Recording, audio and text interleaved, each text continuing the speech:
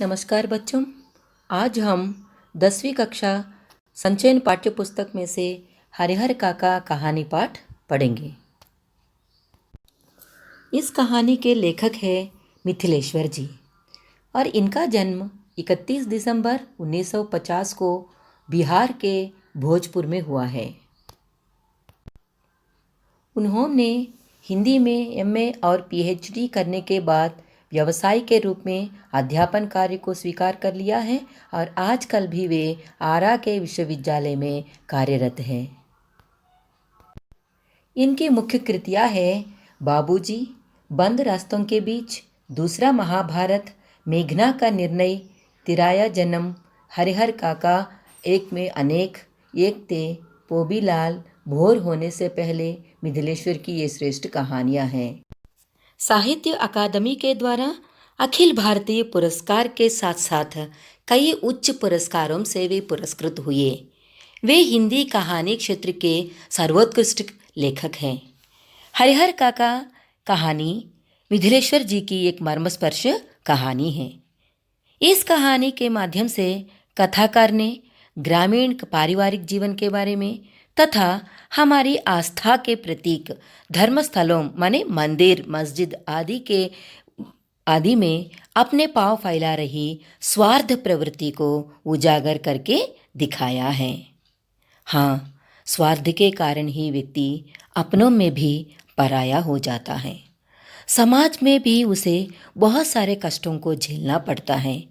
हरिहर काका के जीवन में घटी इन घटनाओं का मर्मस्पर्शी वर्णन इस कहानी में हम देखते हैं। लेखक हरिहर काका के जीवन से गहरे रूप में जुड़ा हुआ है। वह उनका काफ़ी सम्मान करता है। काका ने लेखक को बचपन में बहुत प्यार किया था। काका की अपनी कोई संतान नहीं थी। लेखक से ही वे अपने मन की सभी बातें खुलकर बता देते थे।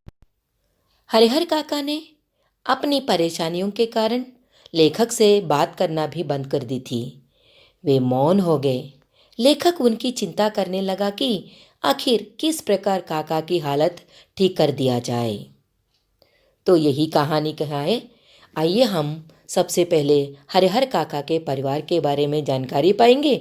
इसके बाद ठाकुर बारी माने श्री कृष्ण मंदिर के बारे में भी जानकारी पाएंगे, क्योंकि ठाकुर बारी के महंत लोगों से इस कहानी का संबंध ज़्यादा है। गांव में हरिहर काका का परिवार है।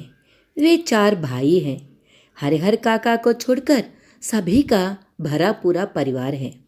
हरिहर काका की 2 शादियां हुई हैं, लेकिन दोनों पत्नियां स्वर्ग सिधर गई।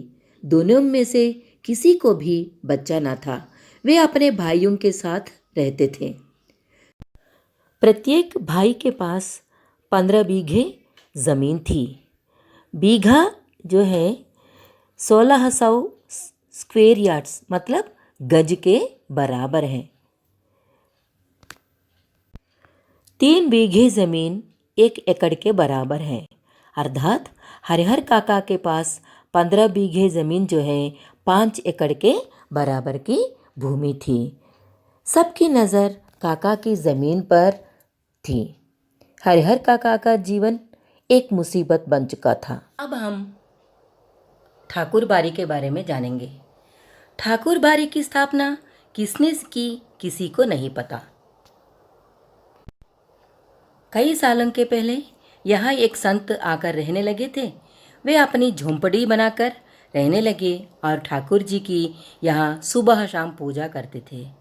बाद में लोगों ने चंदा जमा करके यहाँ ठाकुर जी का एक छोटा सा मंदिर बनवा दिया।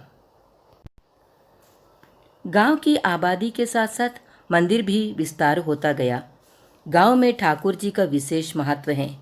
लोग उनसे जो भी मन्नत मांगते थे उनकी सभी मन्नतें पूरी हो जाती थी।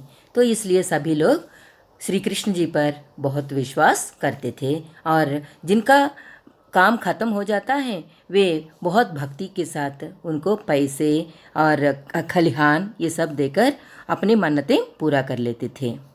और किसी भी प्राकृतिक आपदा के समय ठाकुर बारी के द्वार खोल दिए जाते, मतलब ठाकुर बारी के लोग सबकी सहायता करने के लिए आगे बढ़ते थे। हरिहर काका को अपना कोई परिवार न होने के कारण उनके भाई, उनकी पत्नियां, सभी लोग बहुत प्यार से देखते थे। लेकिन जब उन्होंने ज़मीन उनके नाम पर नहीं लिख दी थी, तब उन्होंने उनके साथ बहुत दुर्व्यवहार करने लगे। बीमार होने पर भी कोई उनका ख्याल नहीं करते थे। उन्हें बचा खुचा खाना दिया जाता। एक बार भतीजे के दोस्त के आने पर घर में बहुत सारे पकवान बनाए गए, परंतु उन्हें रोज की तरह भात और अचार ही, खाली चावल और अचार ही दिया गया। तो उन्होंने गुस्से में थाली फेंक दी और बाहर चले गए। हरिहर काका के पास जो 15 बीघे जमीन थी, उसे महंत जी ने ठाकुर बारी के साथ मिलाना चाहते थे।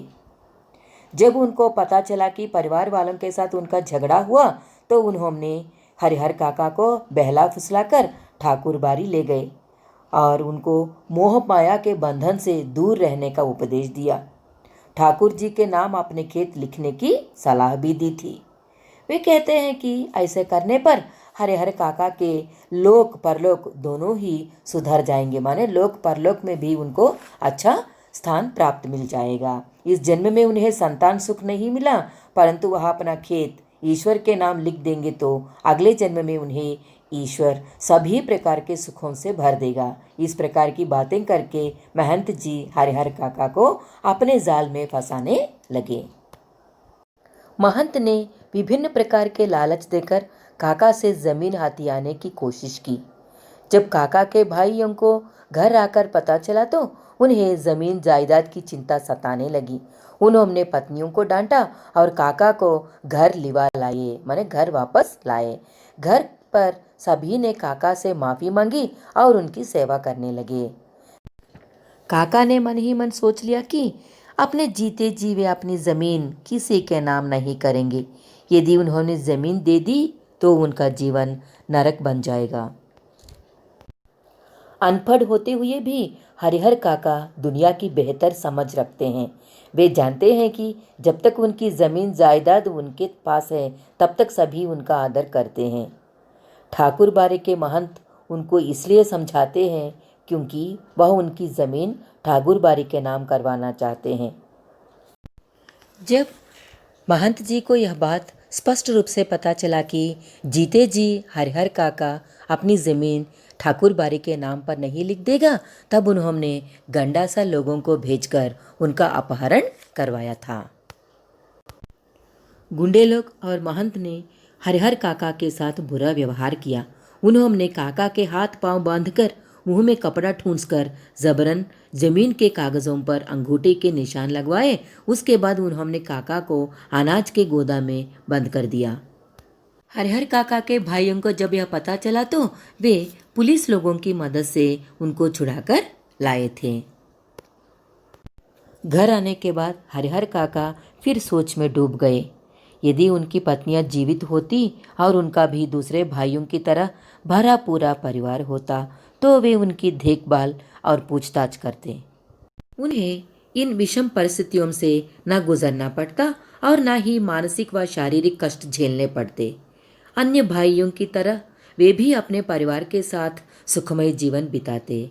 भाइयों के साथ उनके संबंध भी मधुर होते। जमीन जायदाद का झगड़ा ही उत्पन्न नहीं होता। घर लाने के बाद भाइयों ने उनकी खूब खातिरदारी की, माने उनकी खूब रक्षा की। उनके लिए उत्तम भोजन की व्यवस्था की। उस समय वे मन ही मन काका की जमीन हड़पने की तैयारी में लगे रहे थे, परंतु जब काका ने अपने हिस्से की जमीन भाइयों के नाम लिखने से साफ इनकार कर दिया, तब भाइयों का व्यवहार बदल गया। वे उन्हें मारने पर उतारू हो गए। हरिहर काका के साथ भाइयों ने हाथपाई कर दी तथा कोरे कागजों पर जबरन काका से अंगूठा लगवा लिया। काका की चीख पुकार सुनकर लोग आ गए। उन्होंने काका को बचाया। हरिहर काका के मामले में गांव के लोगों के दो वर्ग बन गए। दोनों ही पक्ष के लोगों की अपनी अपनी राय थी। आधे लोग परिवार वालों के पक्ष थे, आधे लोग ठाकुर बारी के पक्ष में थे। इस प्रकार जितने मुँह थे उतनी बातें होने लगी। प्रत्येक का अपना मत था। इन सब का एक कारण था कि हरिहर काका विधुर थे और उनकी अपनी कोई संतान न थी जो उनको उत्तराधिकारी बन सकता है। 15 बीघे जमीन के कारण इन सब का लालच स्वाभाविक था। गांव के एक नेताजी ने हरिहर काका के सामने प्रस्ताव रखा कि उनकी जमीन पर हरिहर उच्च विद्यालय नाम से एक हाई स्कूल खोला जाए, इससे उनका नाम अमर हो जाएगा। लेकिन हरिहर काका के ऊपर तो अब कोई दूसरा रंग चढ़ाने वाला नहीं था। नेताजी भी निराश होकर लौट आए। अब काका ने निर्णय किया कि वे किसी के साथ न रहेंगे। वे परिवार से अलग पुलिस सुरक्षा में रहने लगे। अब वे अकेले रहने लगे। वास्तव में जब संबंधों में स्वार्थ की भावना आ जाए तो आपसी प्रेम समाप्त हो जाता है। आज समाज में स्वार्थ, लालच व धोखेबाजी की प्रवृत्ति बढ़ती जा रही है। धन के लालच में आकर अपने ही भाई बंधु की जान के पीछे पड़ जाते हैं। भाई भाई का दुश्मन बन जाता है।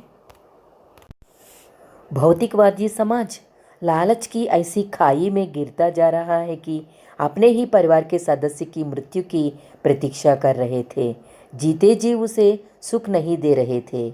उनका जीवन केवल यातनाओं का पुंज बनकर रह गया था। गांव वाले भी उनकी सहायता करने की अपेक्षा उनकी समस्याओं को बढ़ा चढ़ाकर बताते और अपना मनोरंजन भी करते। आज के समाज में इस प्रकार की घटनाएं आए दिन घटती रहती हैं। लोग दूसरों की मुसीबत में आनंद उठाते हैं, सहायता के विषय में नहीं सोचते। ऐसे ही कुछ हरिहर काका के साथ हुआ है। समाज में मानवीय मूल्य तथा पारिवारिक मूल्य धीरे धीरे समाप्त होते जा रहे हैं। व्यक्ति अपने स्वार्थ के लिए रिश्ते नाते निभाते हैं। रिश्तों से ही समाज में विशेष भूमिका निर्धारित होती है। रिश्ते ही सुख दुख में काम आते हैं। यह दुख की बात है कि आज के इस बदलते दौर में रिश्तों पर स्वार्थ की भावना हावी होती जा रही है। रिश्तों में प्यार व बंधुत्व समाप्त हो गया है। इस कहानी में भी यदि पुलिस ना पहुंचती तो परिवार वाले काका की हत्या कर देते। इंसानियत तथा रिश्तों का खून तब स्पष्ट नजर आता है जब महंत तथा परिवार वालों को काका के लिए अफसोस नहीं बल्कि उनकी हत्या न कर पाने का अफसोस है। ठीक इसी प्रकार आज रिश्तों से ज़्यादा धन दौलत को अहमियत दी जा रही है। हरिहर काका को एक प्रकार से धर्म और घर अर्थात खून के रिश्तों से विश्वास उड़ गया था। उससे वे मानसिक रूप से बीमार हो गए थे। वे बिल्कुल चुप रहते थे, किसी की भी कोई बात का कोई उत्तर नहीं देते थे। उन्होंने एक नौकर रख लिया जो उनकी पूरी देखभाल करता। पुलिस के जवान सुरक्षा हेतु थे। वे भी काका के खर्चे पर मौज उड़ाते थे। लोगों में जिज्ञासा बनी रही कि जमीन किसके हिस्से में जाएगी। ऐसे वृद्धों की सुरक्षा हर समाज का, हर नागरिक का, हर बेटे का और दुनिया का कर्तव्य है।